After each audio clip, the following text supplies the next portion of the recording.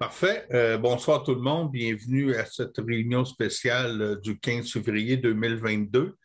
On l'a fait par Zoom parce que la séance du Conseil est tenue par visioconférence du 2022-02-15 sous la recommandation du ministère de la Santé publique et des Services sociaux de ne pas socialiser afin de protéger la santé de la population concernant la propagation de la COVID-19. Il est permis au Conseil de siéger à distance. Le public est invité à se joindre à la séance, donc il est proposé que la présente séance soit tenue par visioconférence. Ça me prend un proposeur.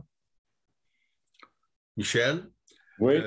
Conseiller, est résolu à l'unanimité que des conseillers présents de tenir la séance par visioconférence. J'imagine qu'on n'a pas d'opposition.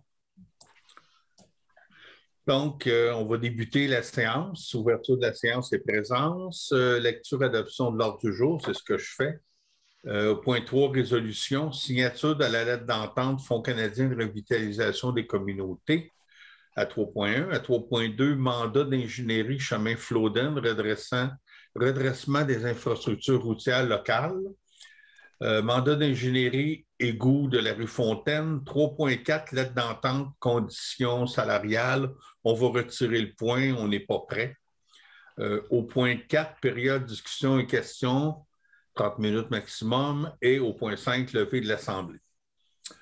Donc, ça me prend un proposeur pour l'ordre du jour. Comme vous savez, vu que c'est une spéciale, on peut retirer des points. Ah, c'est Louise. On peut retirer des points, mais on n'a pas le droit d'en ajouter. 3.1, signature de la lettre d'entente Fonds canadien de revitalisation des comités. D'abord, il faudrait se nommer. Oh, une fois que je me l'écris, je l'oublie toujours. Conseiller du district numéro 1. Liliane Seuler, conseillère du district numéro 2. André Courtemanche, conseiller district numéro 3. Michel Bergeron, conseiller du district numéro 4. Bonsoir, Adrien Stoidler, conseiller du district numéro 5. Nicolas. Conseillère district numéro 6. OK, désolé. Mario Côté, maire. Lynn Gaudreau, directrice générale. Parfait. OK, fait qu'on va aller à 3.1, signature de la lettre d'entente Fonds canadien de revitalisation des communautés. C'est l'autorisation de la DG de signer. Est-ce que tu peux expliquer, Lynn, c'est quoi? Oui, alors, la semaine dernière, on a eu une réponse positive pour une subvention du Fonds canadien de revitalisation des communautés. Alors, c'est pour un montant de 199 300 quelque chose, c'est presque 200 000 finalement. Et il y a un protocole d'entente à signer.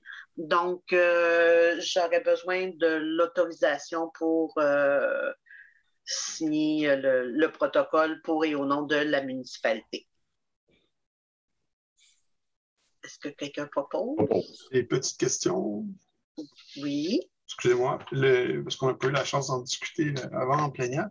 Donc, c'est une subvention de 200 000 tu dis? Oui, oui. Est-ce que dans le processus de demande de subvention, on avait comme établi ou proposé des plans qu'on dit toujours qui sont un peu préliminaires. On peut juste lancer ça pour tenter d'avoir la subvention. Oui. Là, maintenant qu'on l'a, est-ce que ça cimente ces plans-là ou comment ça fonctionne pour la suite de la demande?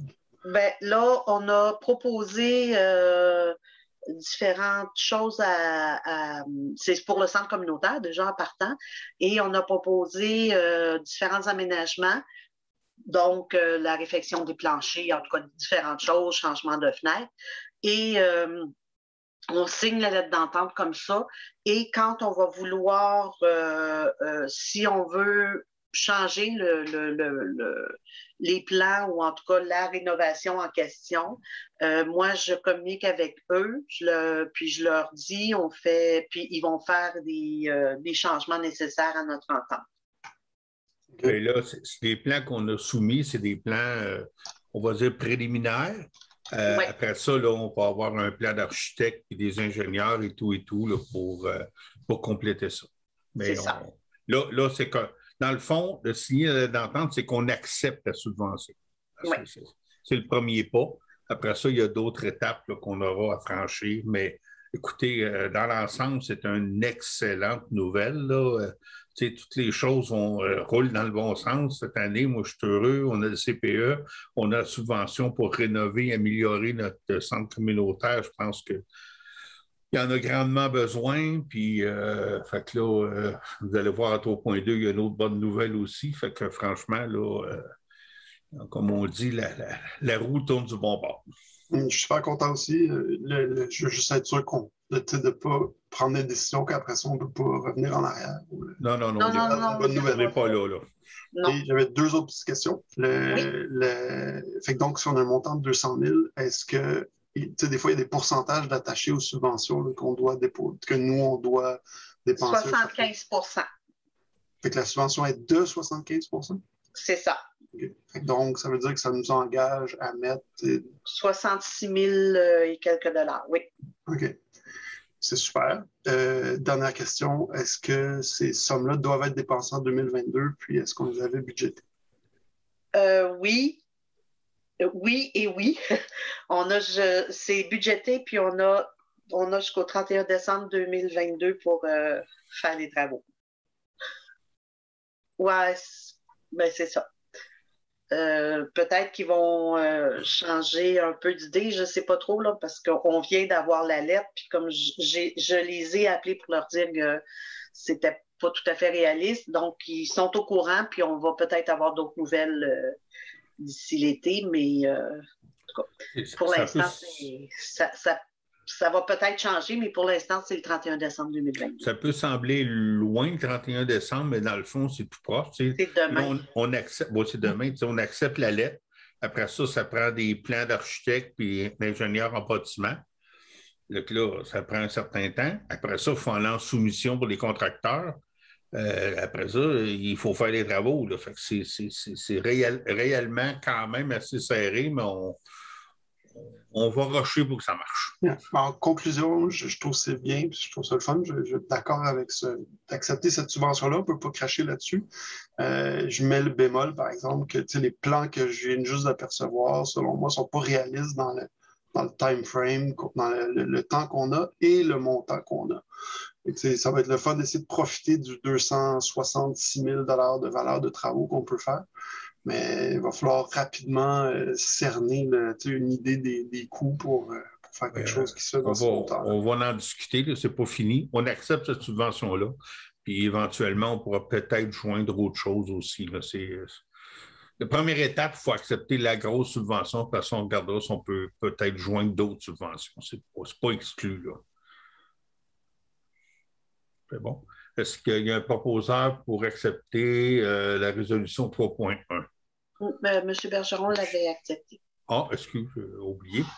On va passer à point 3.2, mandat d'ingénierie, chemin Flodden, redressement des infrastructures routières et locales. Ça aussi, c'est une autre subvention qu'on va avoir, qui nous a été confirmée par le député l'autre jour. C'est 210 000, Lynn, c'est ça? Oui. Pour la réfection du chemin Flodden.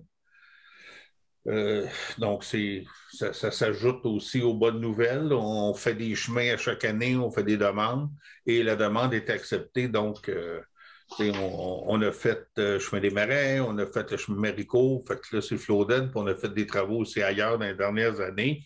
On en a fait, c'est Julia Bombardier, je pense. Fait que on continue à bien entretenir nos chemins puis à les mettre à niveau. Donc, ça prendrait quelqu'un pour donner un mandat d'ingénierie, justement, pour être capable d'avoir le devis et faire des soumissions pour le chemin Flodden. Nicolas? Question encore. Autre question? Oui. Excusez-moi, je suis pas de bonne humeur, je fais mon mouton noir.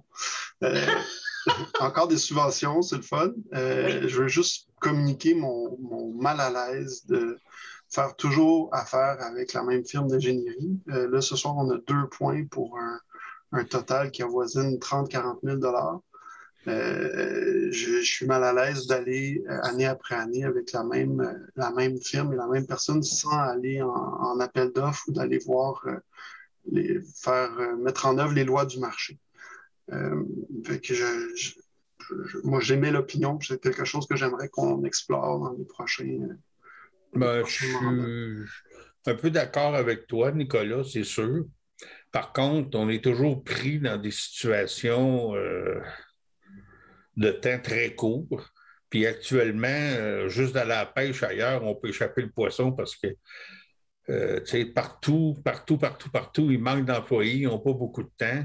Donc, la firme XP qui travaille avec nous ben, est un peu dédiée à nous. On est comme un bon client. Fait qu'ils répondent rapidement. Ça, dans le contexte actuel de pénurie de main-d'œuvre, je parle de pénurie de main-d'œuvre pour nos fournisseurs en général, que ce soit XP, que ce soit un contracteur en chemin, que ce soit n'importe quoi. On a une relation d'affaires avec eux qui est correcte, mais tu as raison, à un moment donné, il faudra aller cogner à d'autres portes pour être certain qu'on paye le prix juste. Mais pour on va être bientôt rendu en frais d'honoraires d'ingénierie à avoir une couple d'ingénieurs sur le payroll. On avait parlé, j'exagère peut-être, là. On avait parlé d'avoir des services communs avec d'autres MRC et tout ça, mais ça vient, c'est des dépenses qui sont quand même récurrentes. Ton point sur le timing, c'est des projets qu'on entend parler depuis quand même un certain bout, là, le chemin Flodden, puis le truc d'égout. C'est des choses qu'on peut aller d'avance demander des offres. Oui, on va. Je vais juste, si je peux me permettre, c'est que surtout pour celui du chemin Flodden, la demande de subvention a été faite en 2000, si je ne me trompe pas, ça fait partie de 2017, là, une partie du dossier de 2017. Fait qu'ils ont déjà fait les plans pour la soumission, fait qu'ils font juste continuer le dossier. Dans le fond, là, le mandat, c'est pour aller en appel de soumission puis de la surveillance. Donc, ils sont déjà dedans. C'est pour continuer le dossier. Par contre, je prends note pour les égouts. Effectivement, là, je peux peut-être demander à quelqu'un d'autre parce qu'il n'y a rien commencé à ce niveau-là. Ah, c'est ça. Dans ce cas-là précis, on perdrait beaucoup de temps d'aller ailleurs, là, mais ton point est correct, Nicolas. Il faut être vigilant, là, mais c'est pas sûr qu'on aura beaucoup de réponses ailleurs, mais il faudrait le faire. Est-ce qu'on peut avoir un proposeur pour le chemin Flodden 3.0? On a les mêmes questions, Nicolas. On a-tu des fonds au budget? Oui, ça a été budgété. Oui, ça a déjà été budgété. Ça a été budgété au budget, ça, André. Je ne veux pas le chiffre juste, mais on l'avait fait. Là. Oui, puis il y en avait une partie sur la tech aussi. Fait que... Notre part est combien, en fin de compte? Hein? Notre part dans ce 210 000-là est combien, nous autres? 50 %, c'est 210 000 aussi. Et bon temps, oui. Bien, c'est budgété. Est-ce qu'il y a un proposeur pour le chemin Flodden? Louise, merci. Mandat d'égout rue Fontaine. Il faut donner un mandat d'ingénierie pour faire les études sur la rue Fontaine. La rue Fontaine, presque intersection avec la 243. On a des problèmes de refoulement d'égout. Ça s'égoutte. Récurrent, oui, c'est 2 fois par année, il faut faire nettoyer ça. Il y a comme dans le système de tuyaux, là, c'est pas positif, la pente n'est pas parfaite, puis il faut payer une firme au moins 2 fois par année, venir nettoyer ça pour s'assurer que les citoyens n'ont pas de refoulement d'égout pour des années. Là. Fait que là, il faut régler le problème parce que la journée qu'une firme ne pourra pas venir nettoyer, c'est pas correct. Là. Ça a été un peu mal arrangé, fait que ça prend un mandat d'ingénierie pour l'étude de ce qu'il faut faire exactement à la rue Fontaine. En banlieue, dans le temps, on ne pouvait pas l'arranger autrement. La rue était plus haute que chose. C'est pour ça que c'était fait de même. Là. Ah non, je ne suis pas en train de blâmer ce qui s'est fait, mais aujourd'hui, non, mais c'est expliqué que dans le temps, la rue là, était trop haute. C'est pour ça qu'ils ont fait une échelle de même. Okay. Là, depuis qu'on a fait le projet en 2000, là, on peut baisser notre coin. C'est direct ça. Là. OK, par ça a été fait avant le gros projet de 2000. Oh oui. Ah, OK, c'est bon. Ça prend un proposeur pour 3.3. J'ai une question encore. Oui, Nicolas. Sauf erreur, quand on joue dans les conduites d'égout comme ça, la firme d'ingénierie va devoir faire des demandes de CA au ministère de l'Environnement. Donc, jouer dans notre dossier d'égout à la municipalité. Je suis un petit peu déçu que, on a notre fameux dossier qui traîne depuis des années pour les égouts, qu'on n'a pas trouvé, puis que là, on a une autre firme d'ingénierie qui travaille dessus, puis qui n'a pas trouvé les plans, qui cherche à avancer le dossier. Là, on en a parlé à la dernière séance de conseil. Fait que ma question est, est-ce qu'on a abordé avec EXP pour une seconde fois l'exploration de l'agrandissement de notre réseau, vu qu'il va falloir qu'ils parlent avec le ministère, puis qu'ils interagissent sur notre dossier, puis qu'ils ouvrent notre boîte de Pandore d'égouts de la municipalité. Le temps qu'à leur donner un mandat dans les égouts, je suis surpris à la fois qu'il n'ait pas pris 1 an ou 2 là, quand on parlait du secteur de la rue Arès, puis qu'il ne fasse pas en même temps. Attends un peu là. Ben, c'est un mandat totalement différent, là. Oui, bien, dans un premier temps, il n'y a pas besoin de CA du ministère de l'Environnement pour faire une réflexion d'une conduite existante. Non. Il n'y aura pas à aller cogner à la porte du ministère. Non. Non, du tout. Puis, dans le fond, il n'y a jamais, je pense que ça n'avait jamais été mis vraiment à l'ordre du jour de faire cette réparation-là. À chaque année, on faisait le nettoyage, mais là, compte tenu qu'on a les sommes nécessaires dans la TEC, il est temps que ça soit réparé plutôt que continuer à payer pendant encore 10 ans des nettoyages puis que le problème ne se règle pas. Il est temps, puis c'est quasiment une obligation aussi parce que les égouts, tant qu'ils ne sont pas à l'ordre, on peut se faire poursuivre pour ça. En réalité, il faut être à l'ordre des égouts. Là. Ben là, on l'a mis dans le plan d'intervention, fait que veut pas, il faut le corriger.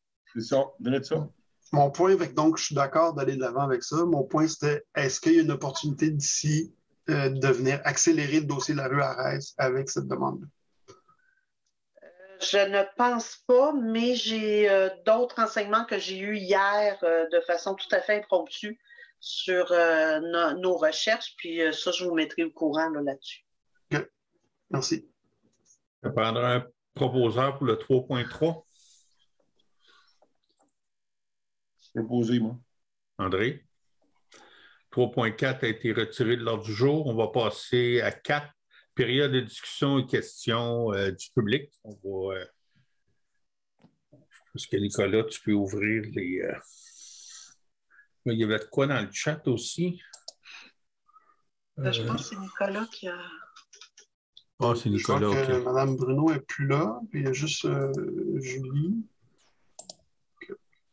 Ben là, en tout cas, je n'ai pas touché à rien. Hein. Ah non, c'est lui, Mme Bruno. Mme Bruno est là, là? Oui. Ah oui, je la vois. Je la vois, moi. Ben, je ne la vois pas, là, mais je vois que son nom est là. Oui. Je n'ai pas de questions, M. Côté. Ah, parfait. Ben, c'est correct. Vous pouvez en avoir aussi. Merci. Mme Saint-Hilaire est là pour l'autre partie qu'on a. Je ne sais pas si elle a une question. Non, ça va pour moi, merci. Ça va, OK. Donc, sur ça, ça me prendrait quelqu'un pour proposer la levée de la séance. Je propose. OK, parfait.